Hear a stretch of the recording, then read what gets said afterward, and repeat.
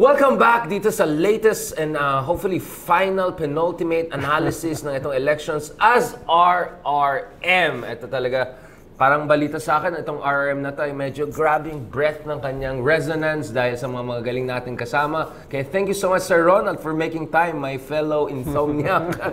Para 4 a.m. nagda-textan pa tayo. And Sir Mark Gamboa, senatorial candidate numero 27, senador. Healthier than ever. Yun nga, medyo dalawa lang naman na epekto. Kung mga sabi na, after elections, dalawa lang, either nanalo or dinayan. During elections naman, either pumayat or naging healthier. So, ganito lang mga options natin. Speaking of which, kamusta Sir Mark? Akala ko magdadamit kang Squid Game. I'm disappointed. Hindi ka nalaban eh. Nakita mo yung picture niya sa GMA, naka-Squid Game siya. Pakita mo, meron ka ba copy? Oh, meron akong meron akong alternate uniform Si na 24 oras yun, no? Ako si player 027. Yun. Oh, tapos doon kami nag-house to house sa tapat ng GMA. Wow. Oh, kasi 6-7 months ni interview wala sa akin yung GMA. Yun, nalagay naman sa 24 oras. Hindi ako meron ako Squid Game costume. Yun. Ay, minsan suotin natin. Meron ako. Yun ang suotin natin. Suotin natin minsan. Pero yung sa akin kasi small eh. Ayan na naman tayo. Just to be clear, walang body shaming na mangyari dito. By the way, parang wala tayong narinig kay Harry Roque ng ilang araw na. Nakita ko lang, nag-gasoline station lang Andun siya. sa Germany.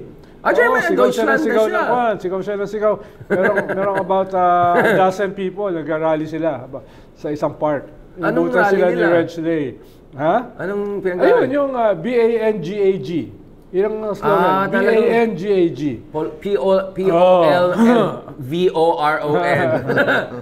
Paulit-ulit ka, BANGAE. Tapos saka green shirt, t-shirt, yung 12, isang platitong mani. Yeah. Ay, ganun din. Parang mahilig siya sa rainbow colors, no? Pansin ko parang, di ba nakita mo yung picture niya sa tulips, naka-rainbow. Tapos isa pang picture, naggagasal siya, blue sky, Hindi, colorful. meron nga siya yung field of flowers. Yung tulips, Oo. Hindi lang, naghahanap siya ng mga bulaklakin siya. Flowery. Mark, medyo pumayal si Harry. Oo nga eh. Ano bang, wala ba kayo exchange, program dyan? Tips dyan? Bakit parang na-stress yata si Harry Oo mga daming problema eh. Human trafficking ang kaso eh. Bigat ng kaso dito eh. Oo. Pero wala tayong Hindi ko lang extradition. sigurado kung kasama si Mr. Supranational. Ay, hindi doon sa naman human siguro. trafficking. Hindi naman siguro. But dito kay ex-human rights lawyer Sir Ronald, wala tayong extradition treaty with Netherlands and I suppose also Netherlands. Germany. So anong gagawin nila? International legal instrument ang narinig ko na they'll try to cite. Pwedeng Interpol. Yeah. Kakausapin yung pulis sa kuwan. Bakit? Netherlands, I'm sure, member naman ng Interpol yung pulis doon. So may mga ibang paraan. No? Ang i-invoke ni Harry na dahil nag-file siya officially for asylum, habang walang resolution yung asylum, which happens na matagal yan, for years, 43,000 yung nakapilang yun sa asylum sa Netherlands, ay hindi siya sisipain. So yun yung kanyang gamble na kahit marami siyang kaso rito at wala pa siyang visa, ay dahil nakaprocess yung kanyang asylum, hindi siya sisipain. No? In a way, ini-invoke niya parang yung nangyari kay Joma. No? Tinanggalan ng asylum pero hindi masipa dahil In process pa yung niya, yeah. But some would have said, precisely because of the Joma precedents, the Netherlands may have learned a lesson or two. Yeah. Sorry, Mark, hindi ito body shaming or something like that. No, are you keeping up with Daddy Harry? Hindi nga. I'm disappointed with you. Kaya nga eh. Hingi sana ako ng tips eh. Dapat hiningi mo, financial support. Yun, medyo hindi ko lang Pero kung marami siyang yung mga bank accounts na nakita dun sa kwarto ni Mr. Supranational. No? Ay medyo marami, medyo malaki, no? Hindi ka nasama dun sa conjugal. Parang nawala na si Mr. Supranational, no? Hindi, napipilota siya. He's in the skies now, probably. Nasa Pilipinas ba? O baka nasa Europe din? Hindi ko alam kung anong sky, pero basta nasa sky siya, napipilota siya. Baka naman Sino magtuturo? Nung sa insulin, di ba? Ay, oo. Kaya pala pumayat. Di ba? Kaya pala Walang taga-turok, insulin. So may ibang supra-nurse. Tiga-buhat ng bag. Supra-nurse. Tsaka taga-picture niya, magagandang pictures niya. Medyo Vogue magazine, ha? Hindi ko masabi kung siya yung pang Vogue, pero pang Vogue yung at least yung yung framing. But Mark, to be even more serious, kamusta ang race natin sa Senado ngayon? What is your experience so far as we enter the final days of campaign? Magka-close na very shortly, Parang ayoko pong matapos.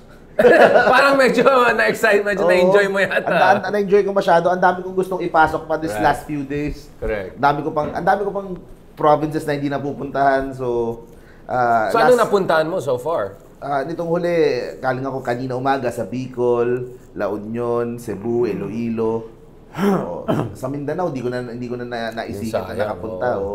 So, ang dami kong hindi napuntahan na lugar pa. Pero, ang daming lessons din na natutunan ko. Yun yung mahalaga na enlightening yung campaign, marami ka nami-meet ng mga tao, di ba? Karanasan nila, nagkakakwentuhan, no? Kahit hindi malaki yung crowds, dahil wala ka naman doon sa mga major parties na kumakampanya.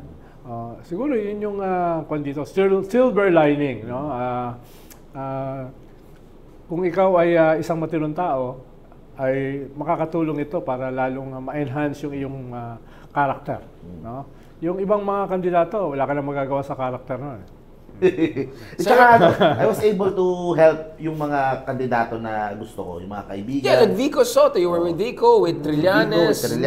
With kahagabi, tumatakbo sa Kamsur. Right. Sila Bong Rodriguez and yung mga taga-Iriga. So, kahit pa paano. Ganun din naman, either way, kahit kung hindi ako tumakbo, I would still go and help them Pero this time, at least, napopromote ko yung sarili ko. Nasasanay ako magsalita. Nasasanay yung plataforma ko. Unti-unti, napapolish ko, naahasa ko. Pag interview, pag sa mainstream media, diba, nasasanay din paano sumagot, paano. So, personal development. After ng May 12, parang 7 months ako nangangampanya or 7 months ako nag-iikot and parang medyo maninibago ako.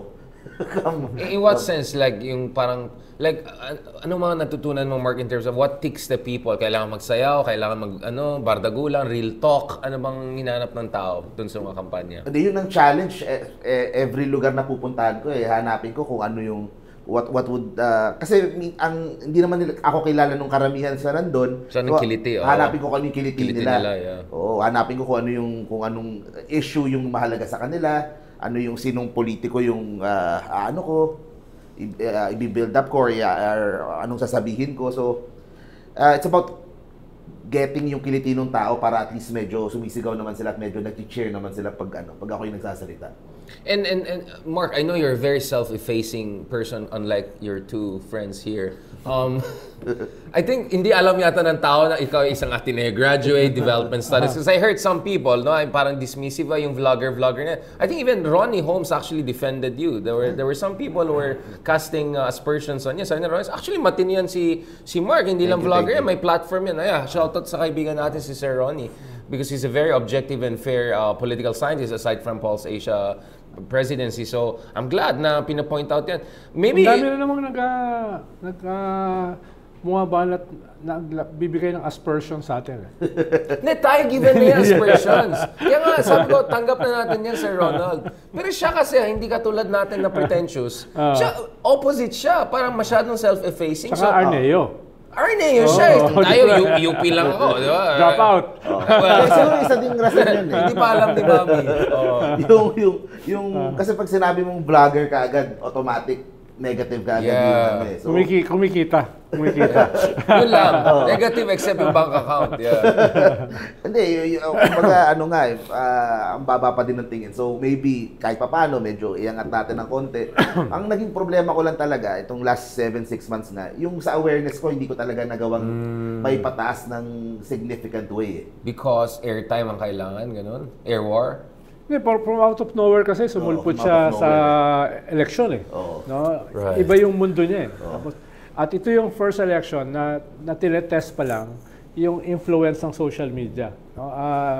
May may negative positive pa Hindi Kung pa yan, hanggang saan. hindi pa Kasi yan established. kung titignan mo yung ibang mga social media na like sila Doc Bosita. Willie, si Bosita is Matagal number yun, 22, matagal Doc Willie is number 18, 17. Ayun, di hamak, mas malaking following kaysa sa Saka akin. matagal na yun. Matagal na sila. Oo, oo. tumakbo na sila. Oh, Yeah. so, ang layo pa rin kung in terms of purely social media standpoint. Ba't di kayo nag-collabs ni Busita, ganun? It's like joint live, joint ganun.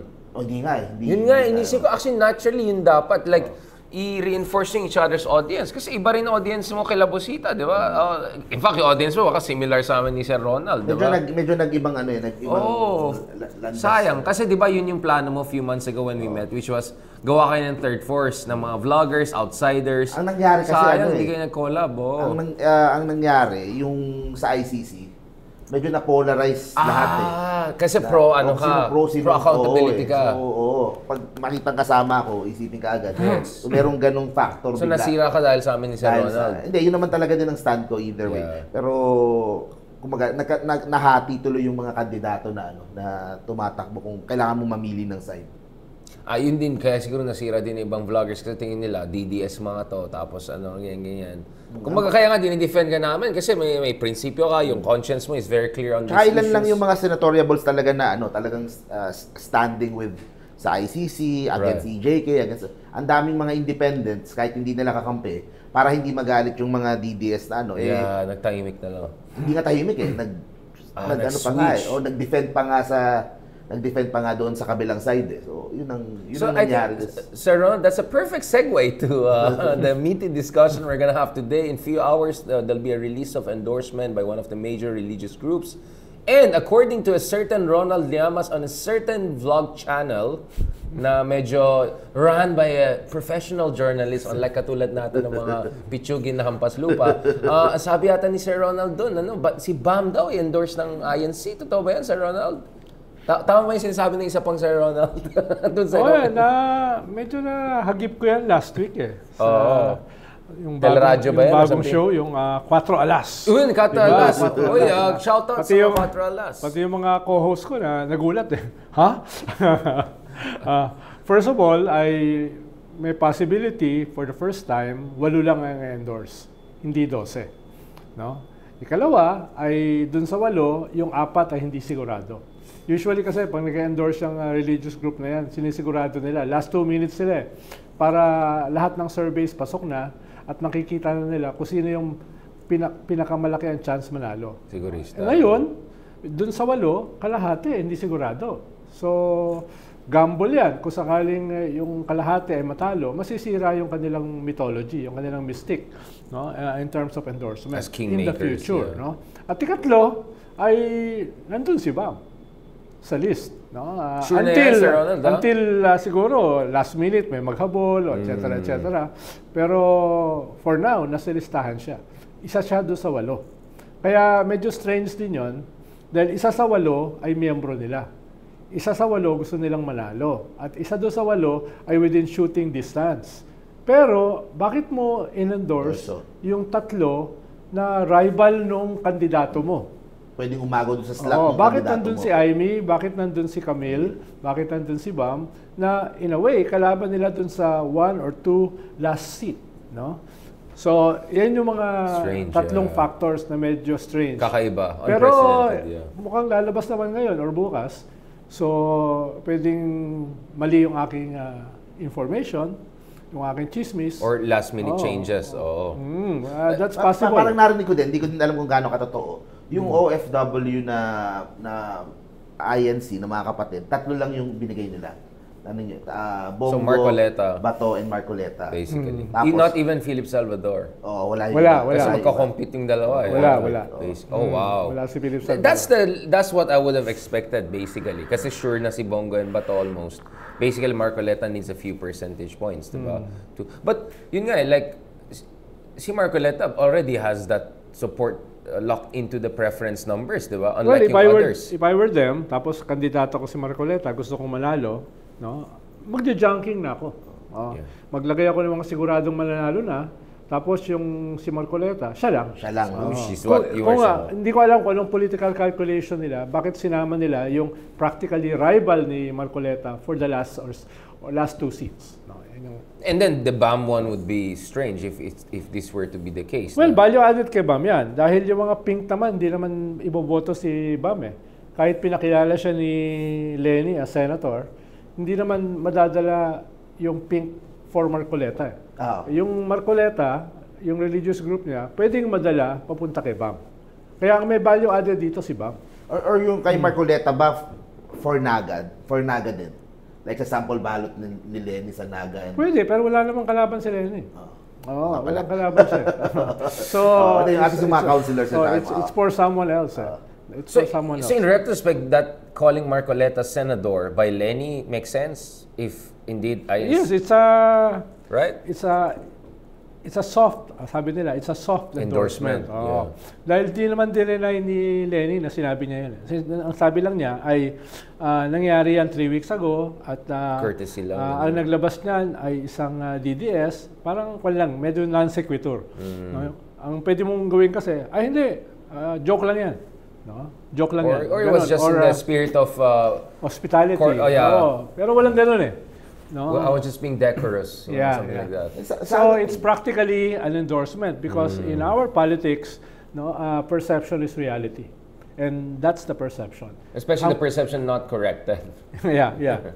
At ang problema ay madadala ba yung pink papunta kay Marcoleta when si Marcoleta is the opposite of what the pink stand for sa usapin ng foreign policy, Bakit? sa usapin ng EJK, saan yung West Philippine Sea? ABS-CBN, etc. Franchise. Etc. So, hindi niya mahahatak. Pero, kung nasa sample ballot siya ng religious group na yan, makakadagdag yan kay BAM. Ang problema, si Kiko. Wala siya dyan. Although, in-endorse si Kiko ng JIL. Pero hindi ganun katested yung deliverables ng JIL sa election. Yeah. Ano lang din yun si Sibak eh. Yeah. Yung boto ng Sibak na party list eh. Going back to this, I mean, couldn't it backfire on what's his name? On BAM? Well, yes. endorsement Dahil magtatanong yung iba ay bakit? Konektado ba yan dun sa Senator Marcoleta statement ni Lenny? So magkaganon eh. May mga mag-iintriga. No? Pero balance sheet mas pabor sa kanya. Dahil malapit din, magtatanong yung mga tao, pero nakuha na niya yung boto ng religious group na yon. At yung kanyang pink supporters, no choice. Stick wala to him. naman choice eh. Boboto naman siya kahit masama ang loob nila. No? Kahit masama ang loob nila. Dahil dalawa lang ang kandidato ng pink eh. Practically, no? Competitive, yeah.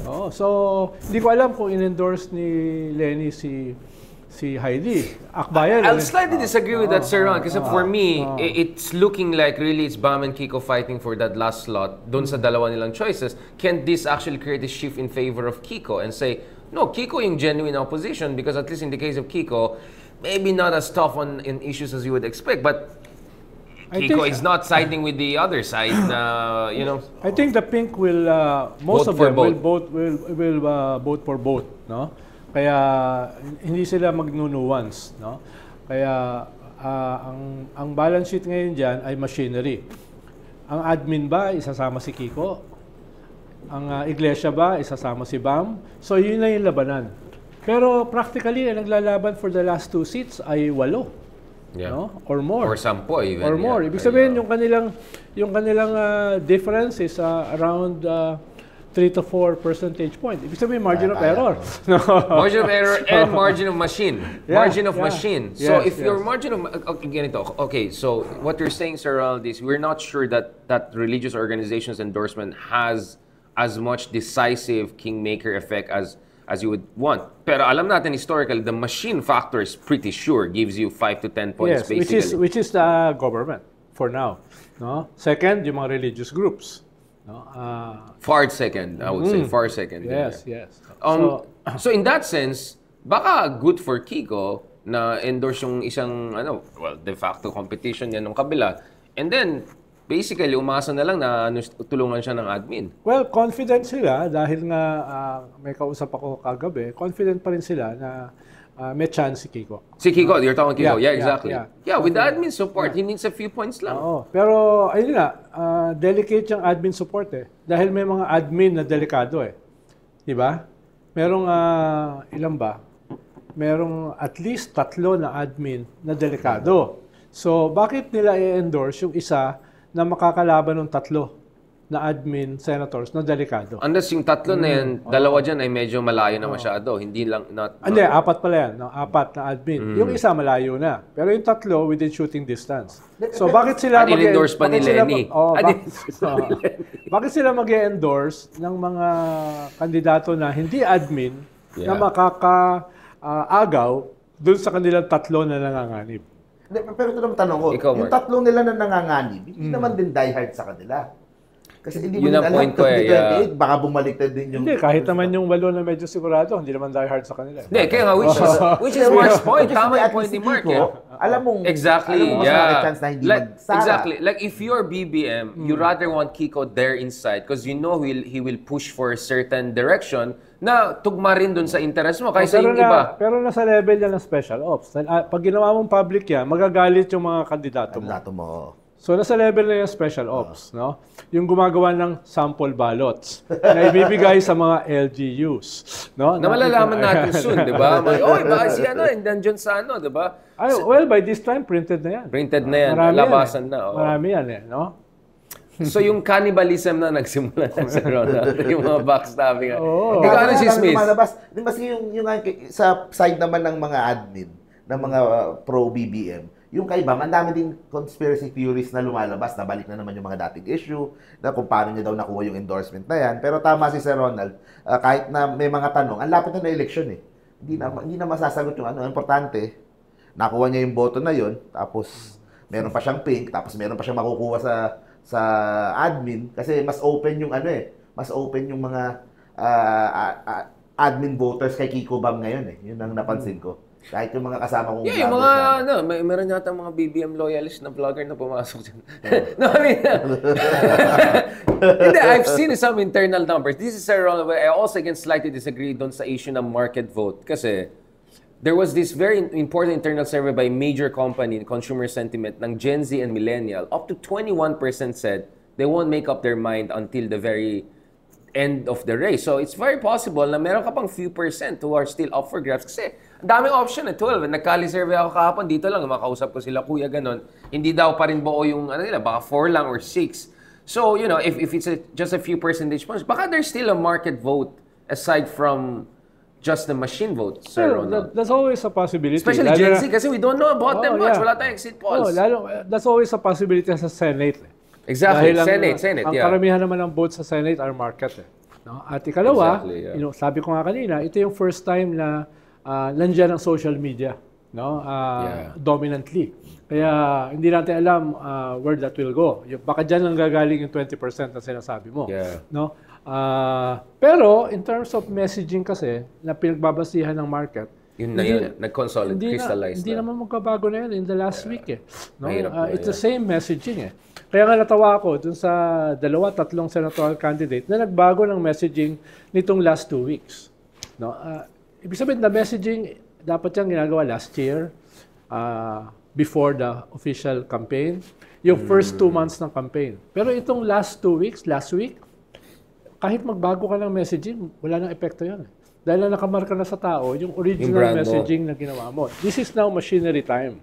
No? Machinery na ito eh. At ayun nga, kaya doon lamang ang admin. Unless, halimbawa, nung 2022, yung base mo, like the pink wave, became it's your own machinery. No? Pero that was a presidential election eh. Ngayon, senatorial. Magkaiba yun. No? Yung rallying around a president, mas intense, mas comprehensive. Kaya dito, admin talaga ang magdodominate in terms of machinery. Give or take plus minus 10%. Minus doon sa mga hindi admin, plus doon sa mga admin. So Kiko is in the mix if he is indeed part of the final de facto slate. Kung sakali. Pero ayun nga, mag-hesitate ang admin na gawing public yan. Dahil nga, magagalit yung iba nilang nanganganib. At But least they yung don't need to make it tatlo. public, right? Like, but special ops nga, sabi mo, Sir Ronald. Speaking of, anong basa mo kay Polong? Do you think, Mark, the CCTV could be... Sino ba? May-ari daw nung bar daw, kabila, ang Anong tawag mo sa mga sinasabi na lang yan? Politika lang yan. Pero sabi naman Hindi, ang hirap i-defend. si Balan pa, yung kaibigan natin. Ay, Ang hirap mababash ang naman hirap tayo. talaga Sabi niya, hirap pa. Si Pulong daw, tinutulungan yung mga kasi inaabuso daw yung mga kababaihan. It breaks yung kasi merong image na binubuo yung mga Duterte na ganito sila, na simpleng tao sila, na they protect yung tapos pag nakita yon, parang nasisira yung buong image and yung buong narrative na inaano nila. So, ang hirap talagang i-defend. Tsaka medyo... I'm not sure. Alam mo bakit? Kasi may nag-comment, yan ang gusto namin sa mga Duterte, action! Kung medyo ibang action yata yan. Baka troll na yung I'm just kidding. Pero yung mga ordinaryong, ang hirap. Yung iba naman, might as well, tabi na lang. Hindi naman kami bumoboto dyan. Hindi naman yan yung So, bagay, kung si Kibuloy nga, nade-defend nila Yan pa kayang lang. Pero the thing is, itong kay Pulong ata, parang simula pa lang ata Parang baka marami pang baka... Parang meron siyang more than 51 billion nung panahon ng tatay niya na nalagay sa distrito niya. I'm sure may mahahanap sila dyan. So far, sir, ang basa ba natin, maraming pera bang DDS camp or hindi? Kasi parang ang messaging nila, they're running Marami, no? Parang marami Marami. Dahil, alam sa utang lang ng bansa, more than doubled yung utang for the past 35 years ng panahon nila. Ikalawa, pandemic, ang daming mga anomalous deals katulad ng Parmali, in their billions, etc. So, tapos ikatlo, ang laki ng budget ng gobyerno nung 6 years na si Digong ang presidente. Right. So, maraming subi, maraming ipon. Ang dami, pero baka doon sa number 1. Baka, no? At huwag mo kalimutan, meron tayong kapitbahay na superpower. Okay.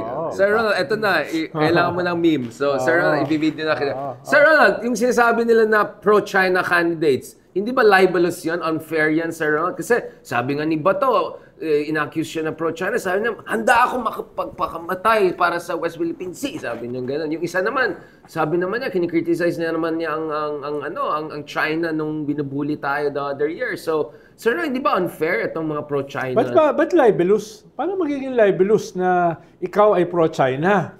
Di ba? Yung ginagawa mo lang naman, being neighborly. Di ba? Oh, yeah. Harmony. Being neighborly, formally, sa China, no? Dahil tumulong sila na bentahan tayo ng overpriced vaccines, overpriced face mask, etc. So, hindi naman libelous yun. It happened Tapos malinaw naman yung sabi ng presidente na sila nakakalyado nila for 6 years. Di ba? Ano bang masama na maging probinsya tayo ng China? Di ba? So, ang hirap niyan. Ang hirap magkakaso ng libel pag sinabi mong pro-China sila. Right. No? Dahil nangyari no? Nagsalita ba sila nung sinasabi ng kanilang presidente yan? Hindi. Di ba? Yung Reed Bank, di ba? Yung Recto Bank. At sabi nila, nagsimula yan doon sa previous government, Pinoy, yung mga isla na bato, naging syudad during their watch. No? Yung dami ng pogo na parang kabuti na nagsulputan all over the place during their watch. Medyo ibang China yata po yung private sector. Just to be fair to China, pati China ayaw sa pogo. So during their watch. No? So, tingin ko mahihirapan sila mag-file ng libel. Si Bato, si Bongo, si Aimee, hindi naman nila kinakahiya na sila ay neighborly, pro-neighborly relations. Yung panahon na yun, no? Ngayon lang, nag-nunuansing sila, we have to defend the West Philippine Sea. Anong ginawa nila nung panahon ni Digong? Ang concern niya, I mean, di ba maging province tayo ng Hague? Sa province ng Hague, so hindi ko mag-gets yung... Medyo. Kailangan may magpaliwanag sa kanya. No? Medyo may magpaliwanag. Medyo yung geography ni ate, medyo kailangan ikaw, baka paliwanagan mo, Ilocano ka paki-text na yung mga natin, mga kapsat natin dyan. Sir, ang I think problema, hindi that's nagamit. enough for the court. I will mention sa libel team nila. No, Mark, aren't you surprised? Kasi expectation is titirahin yung ibang candidates. O kayo, malambot kayo sa West Philippine Sea. Yung isa nga, sabi niya, saan yung West Philippine Sea ngayon? Nilalagay na sa Google Map yung... Ayan na. But, let's be honest, hindi nangyari yung bardagulan. Lahat ng candidates, tahimik. Si Tolentino na Ronald Llamas ni Digong lang medyo nagsasalita sa West Problema, Philippine too late eh. Dapat ginawa yan last year, no? Ginawa niya yan ang kanyang campaign peg. Diba? Yeah. Tapos yung mga senatorial candidates ng administration, hindi man lang ine-echo yung banat ng kanilang Pangulo laban sa mga Duterte na traidor, na pabor sa China. Diba? So, kaya yung mga pro-China na Duterte candidates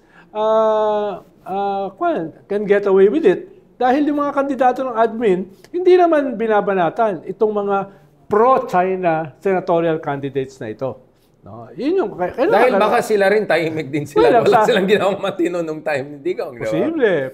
I mean, let's be honest. Or baka takot sila na baka katayin sila sa TikTok na China may-ari. Na dominated ngayon ng mga DDS. Pansin ko nga, bumaba bigla yung ratings ko sa TikTok, hindi nag-trending. Pansin nakalock yata yung account ko. Nagsasalita na sila against pro-Chinese candidate, baka maging pro-Chinese Senate, pro-Chinese pero hindi sila nagpapangalan, hindi sila nag... Yun nga blind item lang Bakit yung mga hindi kandidato nagpapangalan? No?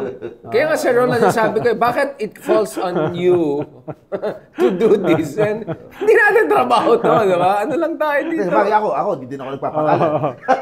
Actually, I was about to say, Mark, ang pansin ko sa race na to, very Mark Gamboa itong Senate race na to. Napakabait ang lahat, very positive messaging, very cordial. Mark, are you surprised that everyone is like you? Like mabait lahat, walang nag-aaway? Di ba? Walang nag-away eh! Hindi, puro patalikod yung away eh. Puro mga proxy eh. Yung mga tao pag may mga hirit eh. Kaya proxy ni ganitong candidate, proxy ganyan ka rin naman mag-criticize ng iba. Alam mo nang ang target nila is para bumagsak yung mga nandun sa last 3 spots ng Magic 12. Hindi, hindi lang sa Senate yung may mga pro-China, kahit sa mga local din, mag-iingat din, yung mga iba dyan, tumatakbo sa Congress, iba dyan, yung mga Farmally, mga Pogo, maingat lang, pati maski sa Congress, maski sa LGU, may mga tumatakbo na pro-China, pro-Pogo. Dapat maging masuri din yung mga kababayan natin. Gagawa kami ng rebulto dyan sa, sa kanto ng Quezon Avenue, tsaka EDSA. Iuukit namin lahat ng mga pro-China. On the day of election? Or? Hindi, after. Dahil wala na. Mag-raise pa ako ng pondo eh. Baka naman. Lahat ng pondo sa kampanya ngayon eh. So, paano kanyo dapat yun, solid bronze. Yun. Di ba? Gusto ko gold, parang Donald Trump, golden era. We'll make it big, Yung mga chismis nga sa Hong Kong ngayon, mayroon daw 350 tons of gold. Yamashita. Hindi ko alam saan napulo siya. Marami yun 350 tons. Baka mag-sink yung isang barko yun. Mag-sink yung Hong Kong mamaya. Problema, may naniniwala. Ay, maniniwala talaga. Yung Yamashita nga sa amin, nakalusot ng ilang dekada. Tapos, di ba yung Taliano Gold, lumulusot sa Sabunon, sabi mo, nung pumunta ka ng 2022. So, hindi ako magtataka sa Hong Kong Gold. Ano man tawag dyan? Hindi ko alam. Pogo Gold? Pogo Gold bang tawag dyan? On that very golden note, let's wrap up this first episode, short episode. We'll have another episode na feeling ko, hopefully, medyo mas hopeful. Kasi parang nadidepress na naman ako kay Sir Ronald. Hindi naman to short. Halos 1 hour, 15 minutes. Hindi naman. Hindi. Ano lang, 40 minutes lang. Wala pa, di ba? Wala ba? Sir Ronald. Actually, yung daldal mong iba, off the record dapat yun. On that note, thank you. We'll be back for another short episode. Pag-usapan natin Project 2028/Liamas. On that note, talk to you soon.